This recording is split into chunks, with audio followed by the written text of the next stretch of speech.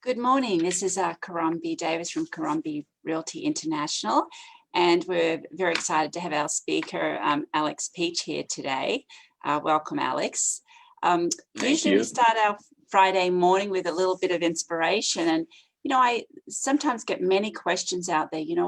What makes your team so successful? We have a very successful team, and part of that is our leadership, but a big part is we try to inspire our team versus motivate. And I saw a saying the other day, which pretty much sums it up. It says, motivation is momentary. Inspiration can last a lifetime. Motivation comes from outside. Inspiration comes from inside. Motivation pushes you. Inspiration pulls you. And what we try to do here at Caron Realty International is find the big why we're doing what we're doing in our professions each day. And I just wanted to share that little note of inspiration. And if you go on Google search inspiration versus motivation, you'll see a lot of interesting articles on that. Anyway, I wanted to welcome Alex. Alex is a commercial broker with Colliers, focusing on both tenants and landlords. Alex started with Colliers in 2015 and earned his degree in finance at Manoa, and in 2007 graduated from Punahou School. So aloha, Alex. And Alex will be talking to us today about what he's seeing with the office space and the home office. As you know, we've talked a lot about a lot of these home sales right now. People are looking for the home office space, but will you continue to need that office space down the road? So Alex, I'm going to let you take over here this morning and give us some good tips on all what's going on with the home and the office space right now. All right, good morning. Thanks, Caron, for having me. Happy to be here.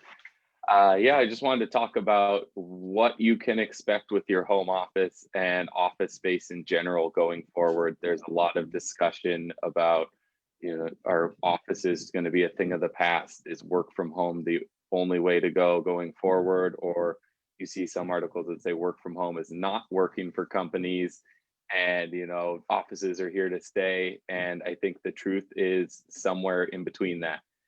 If you are looking for a home right now, definitely you'll want to have a space for a dedicated home office, because I think the future we're seeing, especially in Hawaii, this isn't, it may be a little different in New York City. We don't have to get people into a 120-story office building here. It's a little easier, but I think you're going to see a blend of work from home as well as in office. We actually have some graphics. Colliers has run some surveys, and they line up with other surveys you've seen out in the market that almost 8 out of 10 people want some flexibility to work from home in the future, and that's 1 to 2 days a week. However, they don't want to work from home full time, because as you can see in that top graphic, there is an improvement in their work-life balance, but also people miss the separation of kind of work and home. I know even for myself, as a commercial agent, we have always had the opportunity to work from home. But when you're doing it full time, it is hard to separate a little when you're on for work and when you turn it off and you're at your home life. So ultimately, I think the way this shakes out is maybe the office space shrinks a little. There may be more hoteling of desks. You're in 2 days a week and you share that desk with the other person who's there 3 days a week, and you guys are off and on. So there is a small contraction likely in office space in the next 5 years, but offices are here to stay, and your home office is here to stay as well. In the next graphic, it kind of just shows the biggest thing that people are missing from the office, and a lot of that has to do with the spontaneous interactions and just collaboration with people. If you can imagine, some of the best parts of being in the office are just bouncing ideas off coworkers. You're seeing a lot of companies that are having a hard time with their new employees. Not only onboarding can be strange if they've never actually come in and met the team in person, but also just growing kind of a junior employee if they're not there sitting next to someone they're senior that they can kind of pick up from and learn from just, with spontaneous interactions. So that's where I think we ultimately see the office market going, is there will be some contraction. Office isn't dead, but you definitely want to, kind of set up a nice home office for yourself, because expect to be there probably full time through the end of 2020, but even going forward, expect to be there probably, anywhere from 1 to 3 or 4 days a week. And I had a couple little tips that I've found helpful as far as working from home. Some people have adapted to it great. Some people, need a little assistance. And I think scheduling in some breaks, because it can be really easy to just be so focused on your work, and remembering to get up, especially if you don't have a coworker coming in to, ask you a question. I don't have kids personally. I'm sure kids provide you a nice break. There's plenty of breaks when you have kids and you're trying to do distance learning, but also, set hours that you're working from 8 to 5, and try to not work outside of those hours. I know some people have a hard time with the blurred, if your home office is your office and then you're kind of always on, and it's been causing a little bit of burnout for some people.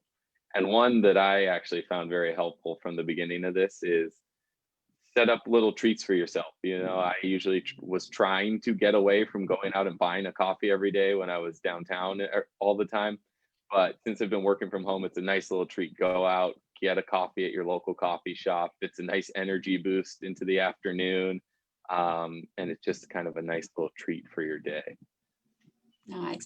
Alex, I'm sure people are interested in about what's going on in the commercial office space, downtown, and rates, et cetera, and, what you're seeing now, what you see from a year's time. Maybe you can talk about, I know you're excellent at matching tenants to space. We had firsthand experience here at 3555 Harding, and maybe you can talk about, different success stories you've had or you see going onwards here. Yeah. Oh, thank you very much. And yeah, the downtown Honolulu office market is definitely interesting. We were experiencing years of high vacancy rates, above 12%, putting it well in a landlord or a tenant's market. Tenants were getting great concession packages to move, rates were low. It was cheaper to be downtown if you didn't factor in parking on a per square foot basis than a lot of places on the island. Earlier in 2019, Douglas Emmett, who's one of the large downtown landlords, announced that they were going to be converting one of their 4 large Class A office buildings into residential rentals, which was going to take over 400,000 square feet of office space, which in our Honolulu market is significant. Offline, and convert that to residential. That was going to have a huge swing and shift, and all of a sudden the market, as those tenants were dispersing, was coming back to a landlord's market. Our vacancy rate was getting down closer. We were getting to 11, getting closer to 10%, and that's kind of our equilibrium point. And then COVID hit, and so now we're actually, we're not seeing the effects quite yet. Office leases are long, it's not like every office tenant downtown has the opportunity to decide if they want to contract their space right now. A lot of people are in 5-10 year leases and won't be able to do anything with their space probably for years to come. So it's going to be a long-term effect, but we are seeing sublease spaces start to come on the market, people trying to get rid of excess space that way. And we are also seeing landlords are already shifting back to giving more favorable deals, giving additional tenant improvement allowance, months of free rent, lowering their base rents to try to win deals, because it's been quiet right now. It's definitely been quiet. Any tenants that are up for renewal, if they know they, want to keep their space, some are just riding it out and doing a 1 or 2 year renewal to see what the market is going to look like and how much space they'll really need, because I think there's still a lot of unknowns in some companies as they're evaluating. is work, like we said, is work from home working? Can we do 1 or 2 days? Can we do it fully? And so there's still evaluation there. Companies haven't completely made their decisions. So it's been an interesting ride. It went from a landlord market or a tenant market swinging towards a landlord market, and before it really got to the landlord side, it's already back to being a tenant's market. And you can definitely get, if you're a tenant in the market downtown, you can expect some favorable concession packages. So you're definitely seeing, if somebody was to go into a new leasing office space downtown, are you seeing the rates lower today than they were a couple of years ago? Yeah, you're seeing them, I would say, comparable with a couple years ago. They're lower than they were a year ago. Okay. Because yeah, with that conversion, everything was starting to go the landlord's way. Rates were pushing up closer to $3 a square foot gross. But now we're starting to see, you're seeing deals inked closer to the, 275, 280 a square foot gross, which is more in line with where we were a couple years ago. And you are seeing landlords putting out larger tenant improvement packages to help a tenant get the correct build out that they need, providing a little more free rent. And they're definitely hungrier to win these deals, which is more in line with where they were 2 years ago. Every landlord was really happy downtown when Douglas Emmett announced that they were converting that building, because all of a sudden their vacancy rate kind of somewhat artificially just dropped downtown. So we swung right back to the tenants market. What are you finding in East Oahu? I know you do a lot of office space, say Hawaii Kai or Kaimuki, Kahala. What's going on in that marketplace right now? Yeah, that is, I do a lot of East Oahu leasing, yes, and that has always been an extremely tight market, which results in high base rents. I mean, you're looking at East Oahu base rents being somewhere in the 2 to sometimes up to $350 a square foot range, and then you add CAM on top of that, you're looking at over $5 a square foot gross for office space. When we're just talking about, $3 a square foot gross was high downtown. And that just depends. That's Hawaii Kai. Kahala is similar. Kaimuki is a little bit more suppressed. There's a little bit more inventory there, but they've always been very, hot markets. We are seeing a little bit more of an issue there. Tenants downtown aren't necessarily not able to pay rent, or they're not closing up their office because they just can't afford it anymore. I am actually starting to see in Kahala and Hawaii Kai, not so much in Kaimuki yet, but some of those rates are so high that office tenants can't justify paying that rate just to be close to home. A lot of the reason to be in East Oahu, unless that's your specialty trade areas, maybe the CEO lives out there and they don't want to fight against traffic, but it's hard to justify paying almost twice as much to be in East Oahu when you could relocate downtown. So the vacancy rate actually has ticked up a bit. We're at, I think, 2% in East Oahu. I think our latest Q3 report that's about to come out has it at about 3.5%. So you're starting to see a little bit of space come back. Just my feeling from anecdotally what I've seen is just it's an expensive market, and tenants that are coming up for renewal are having a hard time justifying those prices right now. I think it's going to recover. I mean, that's where people want to be. It's a very limited supply. I don't see any issues going forward. I think it's going to be a slight little bump in the road here. So, interestingly enough, I know you keep very busy no matter what market. So, I mean, very discretionally, what kind of things are you working on right now, and how are you helping your clients? Because I'm sure there's a lot of you're helping people out through these times. Yeah, there definitely are. On the tenant side, it's just trying to give the best, when you're representing a tenant, trying to give the best advice you can to make sure they're not only getting in over their head. If it's a new business, let's think about something shorter term, and make sure you're not overextending yourself, signing too long of a lease, looking at what just happened now. You don't want to be a business that is just starting up and then all of a sudden you have to work from home and you just signed a 3-year lease and you're just paying out money that you didn't need to. Making sure you're in the right location as well. Do you need to be in that large office building? Could you be in something that's just a walk up, less glamorous, but you have a lot less worry about COVID there? You know, you don't have to share an elevator with anybody. So just, I think finding the right space for your business has never been more important. On the landlord side, it's a little different. There is a lot of help with, you know, some rent relief requests that are coming in, and trying to make sure we are helping the tenants so that they can survive, and, you know, they're going to come out the other end and you have a healthy building that still is occupied. I think all the, you know, good landlords, which are pretty much everyone I've worked with, are looking at that and realizing I could stand firm on my lease terms and say, I'm not going to help you at all. Or, you know, we can provide some rent deferral, you know, maybe some rent relief. It just depends on the tenant, and help them through these tough times. And then you don't end up with a vacancy or fighting someone legally trying to collect the rent that was due.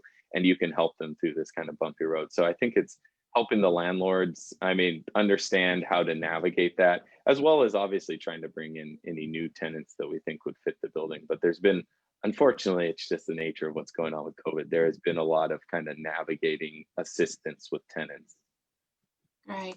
You know, Alex, thank you for the valuable information. And, you know, I've had firsthand experience working with you, and I'm thankful for your professionalism, for your knowledge of the market, and definitely you helped my business partner and I navigate through different times of office space. And I can't say enough about you and how much your services are needed. So what we'll do is we'll put a link. So if anyone would like to contact Alex, they can contact him directly. Because, you know, after owning our own business and building for the last 20 years, you're probably the best commercial office lease agent we've met. And thank you. Thank you for your care and your professionalism. Yeah. I think that's what sets you apart. Thank you. Thank you very much. Oh, no, you're so welcome. And then, so what we're going to share now is Marianne of our team puts out beautiful photos every Friday, and she has named this Nature, the Ultimate Designer and Engineer. And the first picture of the flowers, and she gets a thrill out of doing this every year too, of course, is a texture, a flowering tree, inspiration for design, she calls this. The next slide she has is, wait for that slide to come up, is bamboo, a fast-growing super plant and the world's most renewable material used in fabrics, furniture, flooring, decoration, and many other applications. Then she goes into talk about peacock feathers, pops of color on a neutral background, a waterfall pattern. The fourth one she has here is sculptured waves of her next sculpture waves, a beautiful photo of course of the waves and sculpture there. She's done an excellent job describing these, very inspirational. And the fifth slide we have here is Waikiki Strong, she calls it. Hope is on the horizon as Governor Iggy has the most anticipated and significant event of the past several weeks, announcing Wednesday that October 15th we'll be launching a program to enable travelers to avoid the 14-day quarantine by getting tested within 72 hours of travel. The first step towards tourism, everybody. Yes, let's get there. I keep those numbers down, keep social distancing this weekend, and let's try to move this forward. Thank you again, Alex, and we will catch up. Thanks, Caron.